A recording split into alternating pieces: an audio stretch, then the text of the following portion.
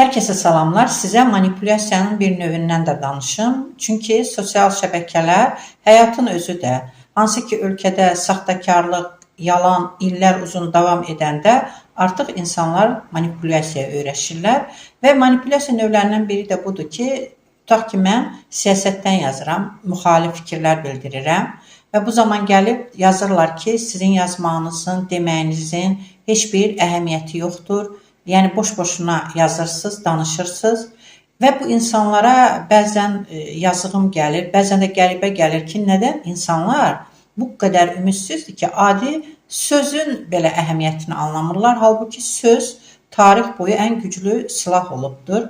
Biz tarixdə də görürük ki, söz qalır, yaxud da hər hansı bir insan əməli qalır, hansı ki onlar bizə motivasiya verir, ilham verir, cəsarət, ümid verir ki, tarix boyu belə insanlar olub, onlar pəs etməyiblər, biz də etməyək və ən çox da sözlərdən istifadə edirik həmin insanların. Ona görə də belə insanlara bəzən cavab yazırsan ki, axı bu belədir, belədir və başlayır, belə deyək, bu insanlarla müəyyən fikirlər, yəni yazışmaq.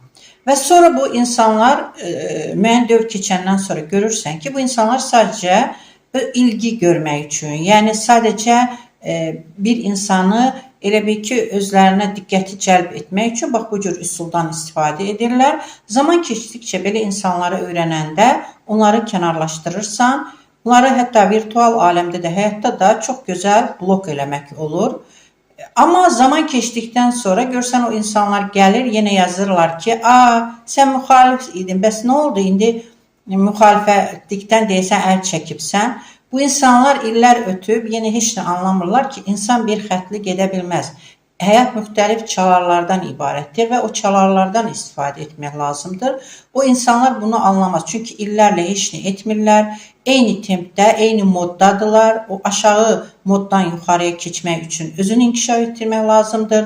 Bu da böyük əmək, güc, bilgi tələb edir. Yəni, özü üzərində inkişaf tələb edir. Bu yol yəni çox çətin yoldur. Ona görə də onlar asan yol seçib, bax bu cür öz həyatlarını bu boz rəngdə yaşayıb və digər müəyyən dərəcədə rəngli yaşayan insanlara yaxınlaşırlar. Onların enerjisindən qidalanmağa, onlardan istifadə etməyə çalışırlar. İstifadə edəndə edirlər, istifadə edə bilməyəndə isə müəyyən dövr keçəndən sonra yenə bax bu cür müxtəlif manipulativ rəylərlə sənə yazırlar ki, sənin diqqətini cəlb edib və sən bu yazışmanı yenə davam etdirəsən və səni qıcıq-acıq edərək səndən enerji alsınlar.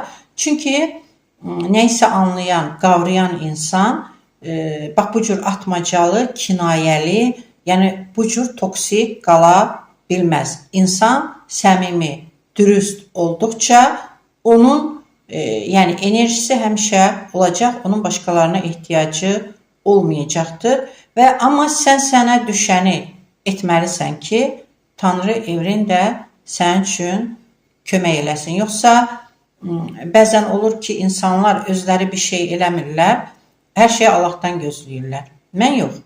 Mən lazım olan deyirəm, edirəm, kömək də edirəm hər bir insana, anlamağa çalışıram, o insana öyrənməyə çalışıram.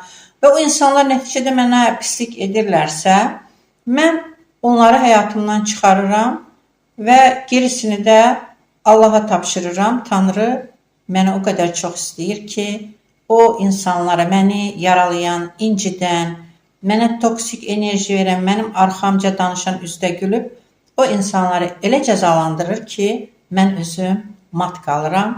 Amma sən sənə düşəni et. Sən iyi niyyətində qal, gerisini evren özü həll edəcək.